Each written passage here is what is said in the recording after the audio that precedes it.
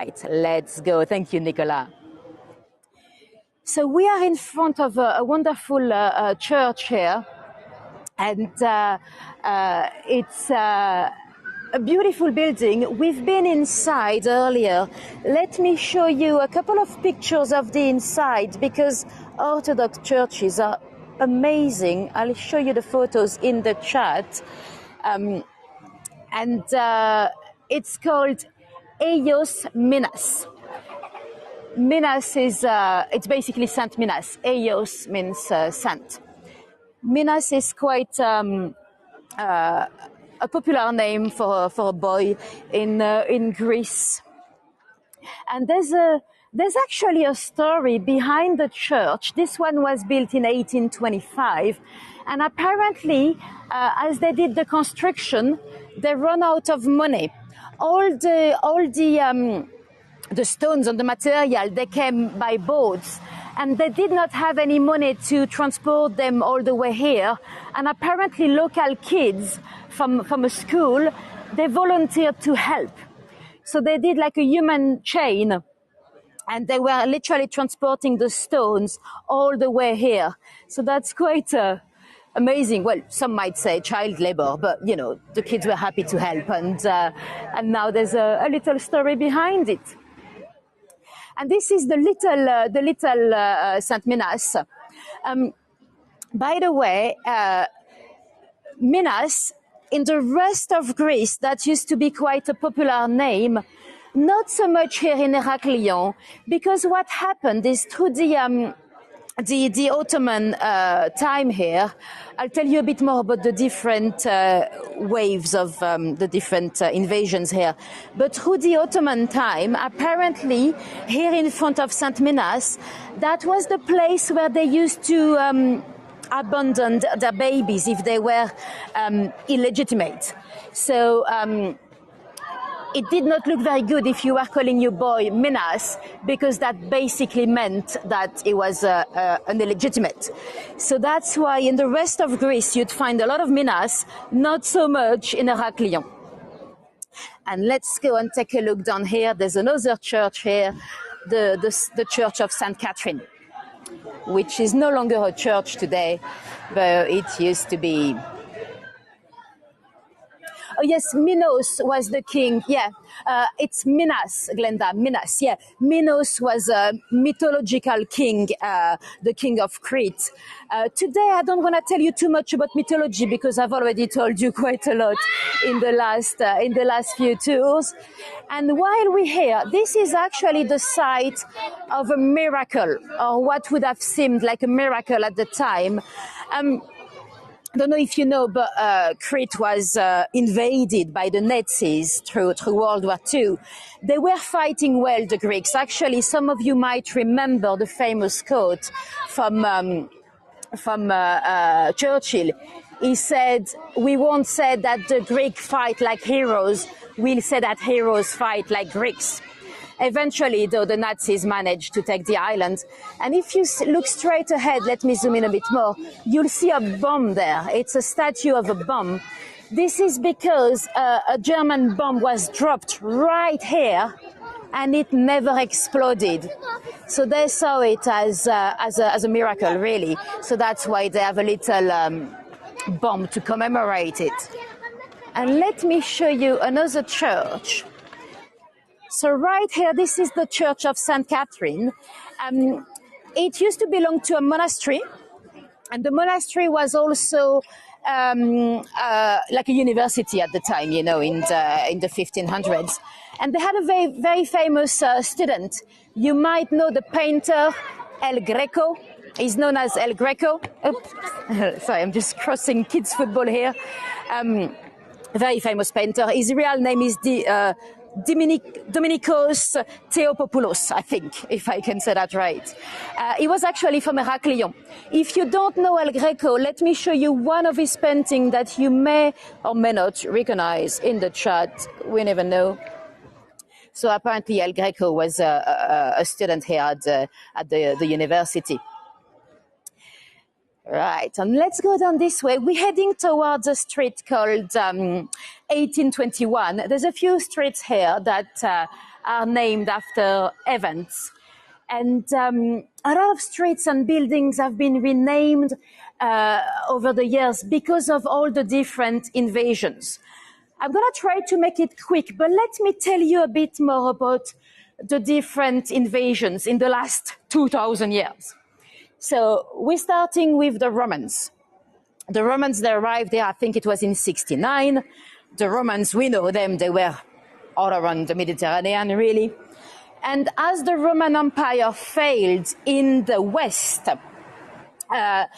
it kept on going in the East, and it became the Byzantine Empire. The Byzantine, that was not really an invasion, they were already here. And the Byzantine were here until in the 9th century, Crete was invaded by the Arabs.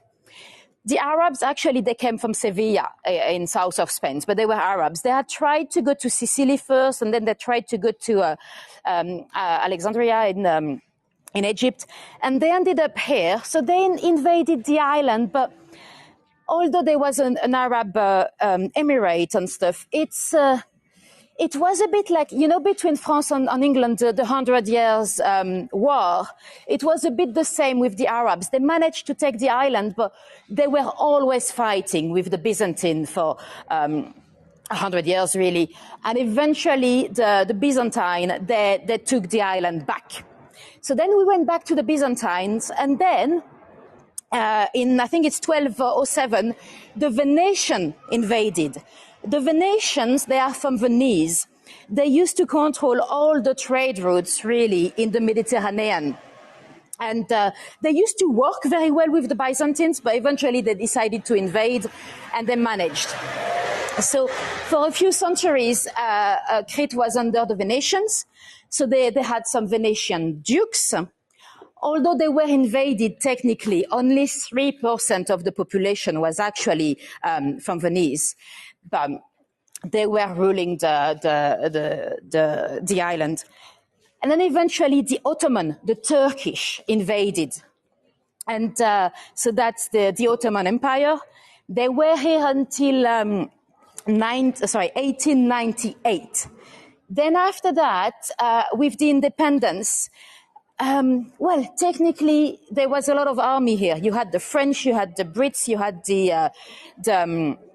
the Russian, you had the Italians. They were there as protectors until really Crete joined mainland Greece again. And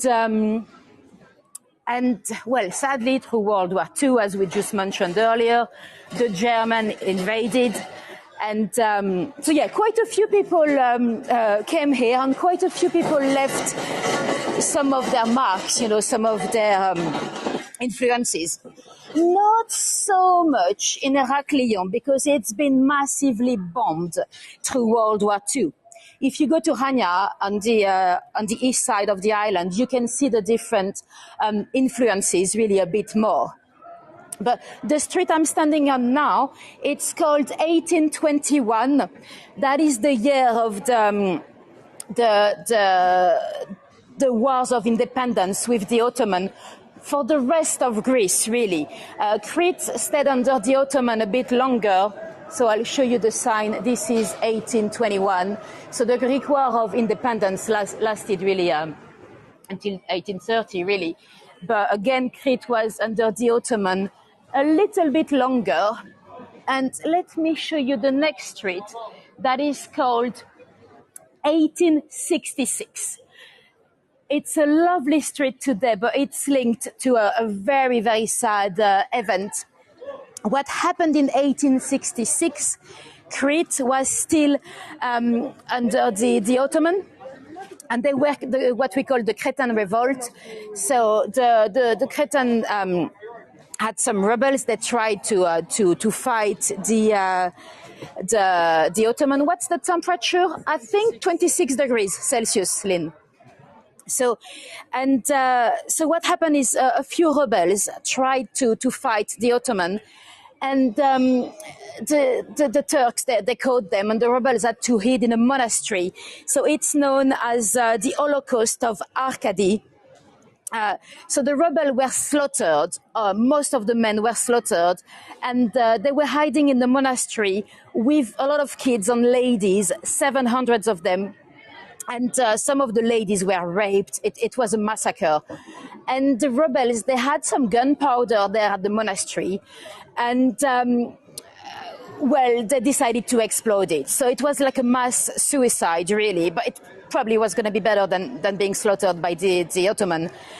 And that's really the thing that kind of shocked the Christian world, Christian Europe, and actually the US as well, were shocked by this event. I mean, more than 1,000 people died. And that's when the French, the Brits, the Italian, a flight just up there. That's when they decided to come and help Crete get his independence as well.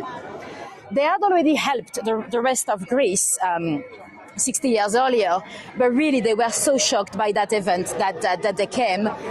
And the three different armies, the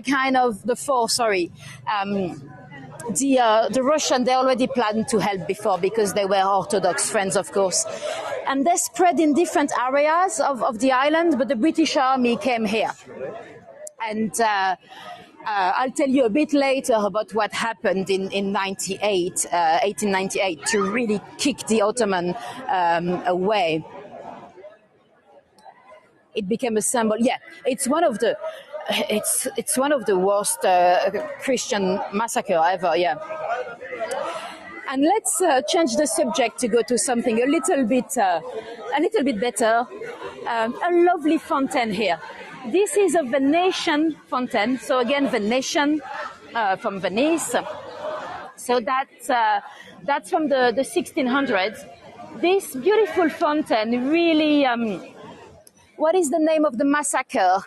So it is known as the Holocaust of Arcady. I hope I said that properly. So I believe it's Arkadi,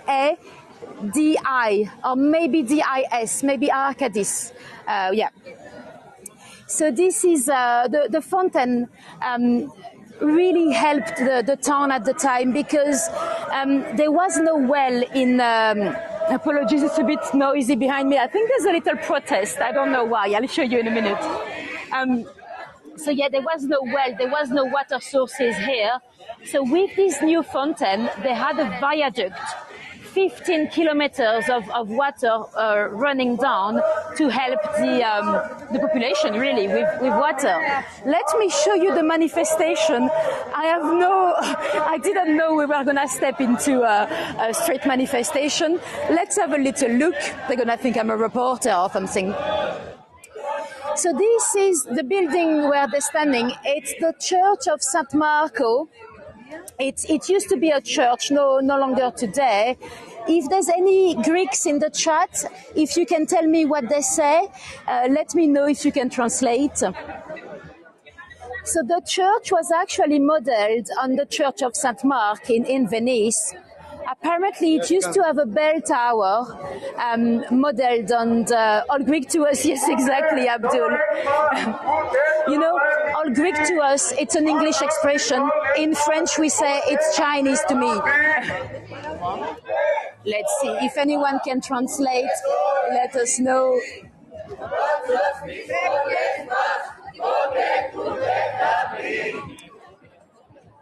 So the church itself, that's where the Venetian dukes used to be buried. And behind me, they used to...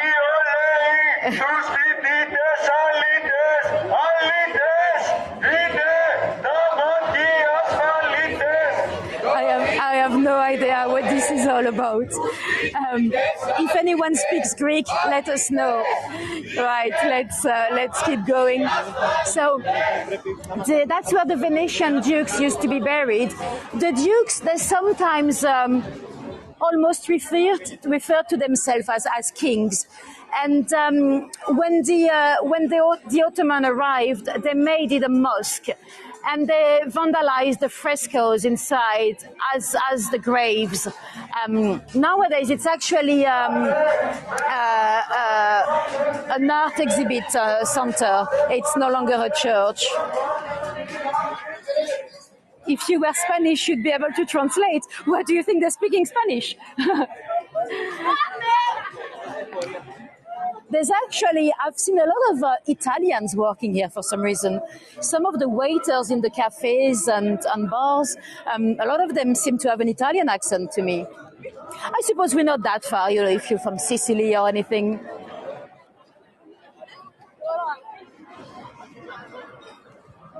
Oh, if it was Spanish, okay, got you, Jenny. Yeah, got you. Right, let's take a look at the Logio there. So this is known as another aircraft. You can see a lot of people are flying to Crete. This is known as the Venetian Loggia. It's a Venetian building. In Venetian times, it was used as a place where they dealt with the town, where they dealt with the economy, a place to take decisions, really. And if you look at the top, I believe, let me zoom in a bit, I believe those are Venetian dukes' armories. When I said the dukes, there would be only one duke at the time. They would have a different duke here, different duke in Naxos, and but that's where they'll meet. Let's see, can we go a bit? Yeah, let's try to go in. I'll show you the inside. Let's see. Nowadays, it's been beautifully restored, and I think it's now they deal with the municipality here.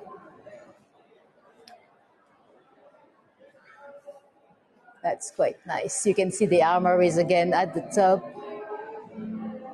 It looks like a building in Corfu. Oh, cool. I've not been to Corfu. They probably had the Venetian dukes in Corfu as well. Oops. Let's go this way to get away. So the Venetians at the time, the economy was going quite well, actually. At the time of the Venetians, they used to export a lot of wine. Well, still today, we still make some good wine here. The wine at the time, so we're talking 1500s, even the 1600s, they used to refer to it as Malmsey. I don't know if you've ever tried Malmsey wine. And Henry VIII used to import a lot of Malmsey wine to drink at Hampton Court or wherever in London. Actually, you might know a story about the Malmsey wine. I believe it's in the play Richard III from Shakespeare's.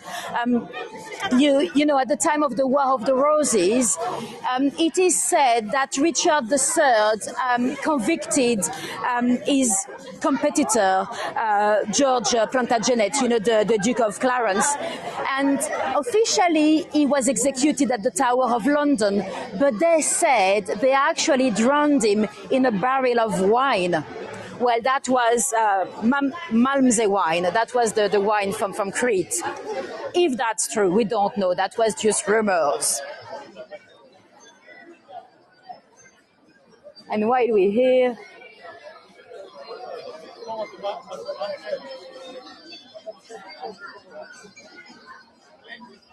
okay. I guess Monastery. Oh, is that the slaughter, Natasha? I'm not sure what we're talking about. There we go. Let's have a look. Let's have a look at the church. So that's. Did I spell it wrong? I probably spelled it wrong. So that's the church of Eios Titus. And you can see the style. It looks a bit like a mosque because. Oh, okay, good. That's what I said. Oh, I spelled it with a K. Okay, I spelled it wrong as well then. Right. So it looks a bit like a mosque because it has been a mosque at some point. What happened is it was an Orthodox church. Then it became Catholic under the Venetian. And then with the Ottoman, they transformed it as a mosque. They put a little minaret at the top.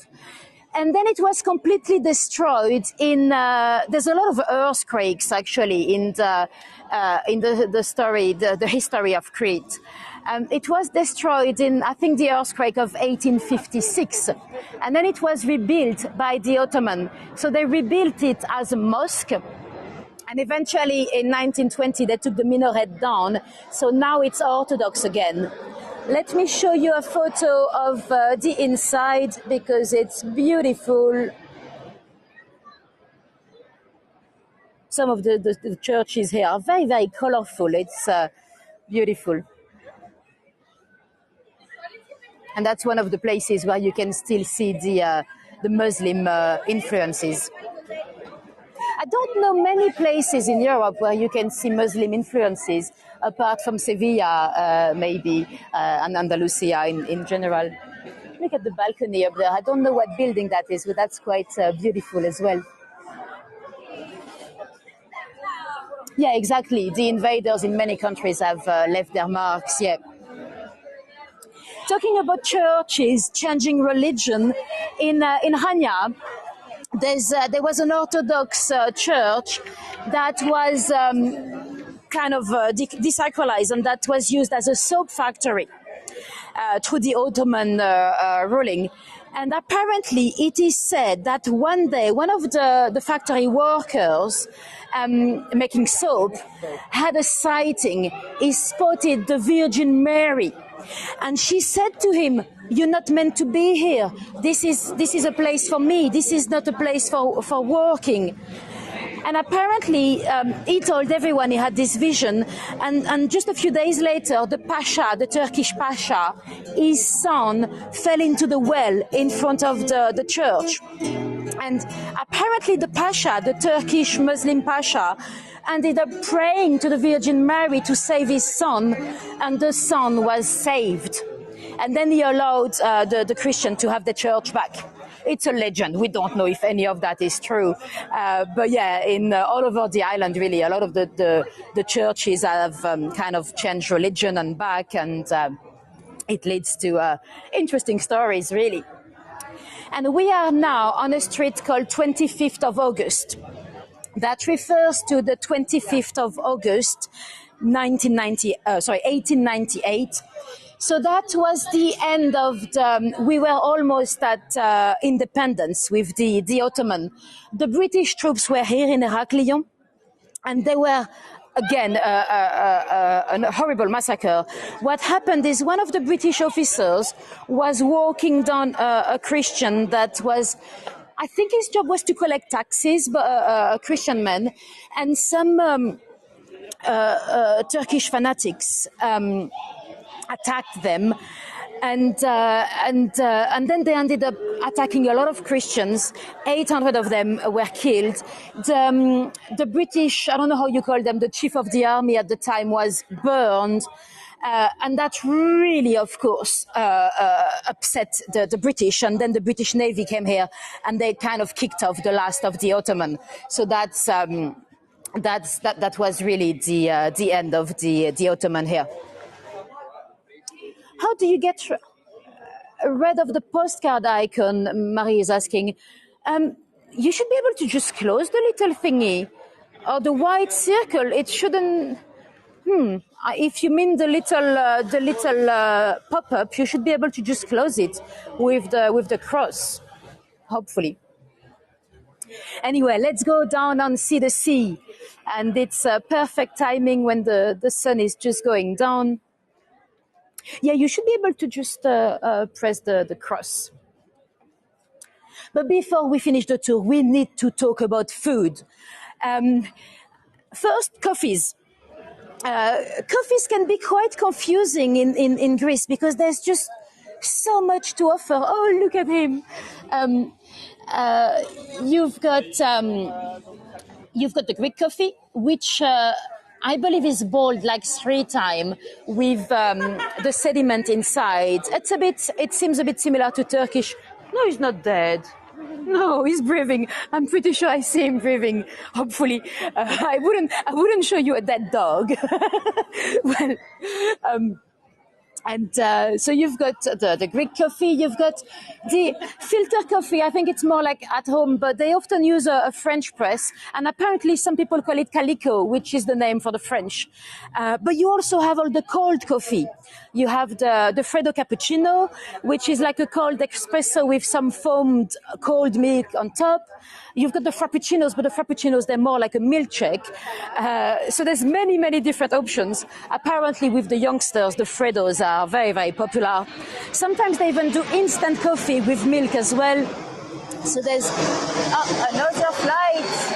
There's many, many different options. And the food, well, you've got some amazing foods. I'm sure you know, Greece is known for, well, the export. It's mainly food. You never really hear of a Greek car or a Greek watch. Maybe I just don't know about them. But it's mainly the food. There's a lot of lovely places with mezze you can order. It's like little tapas.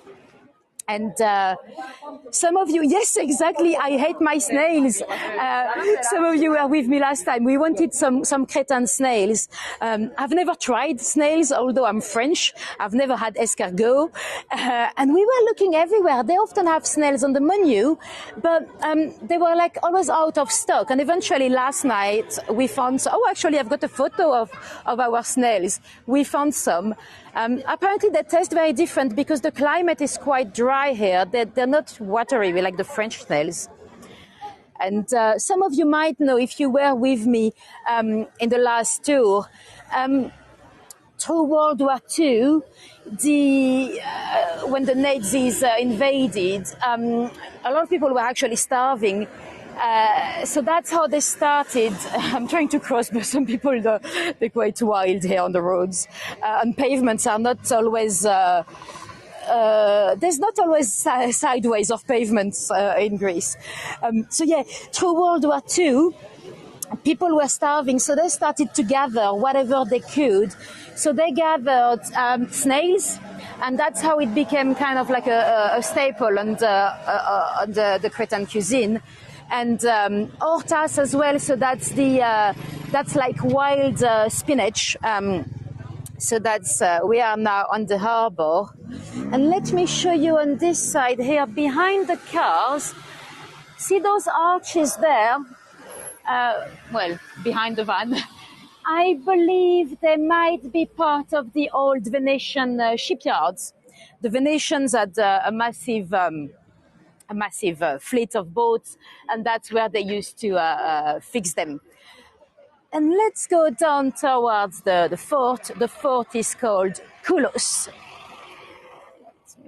There we go. Now we are safe on an actual pavement.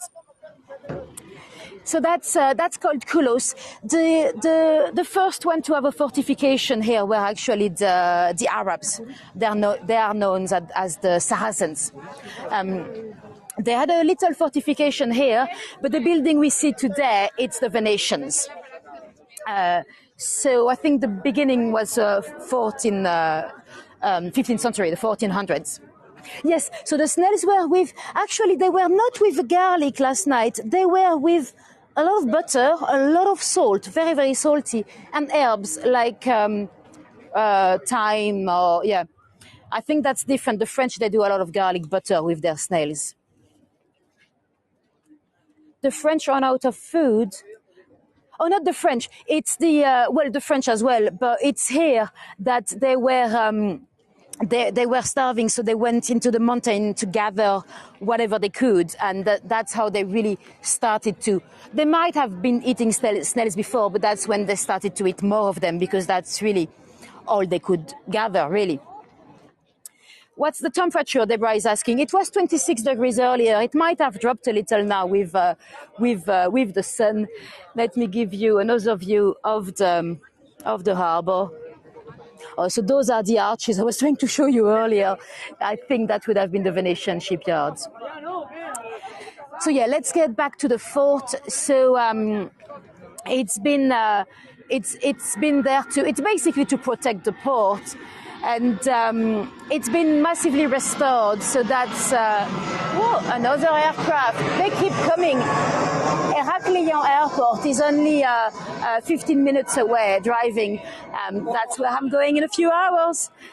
So yeah, that's why there's so many aircraft above us.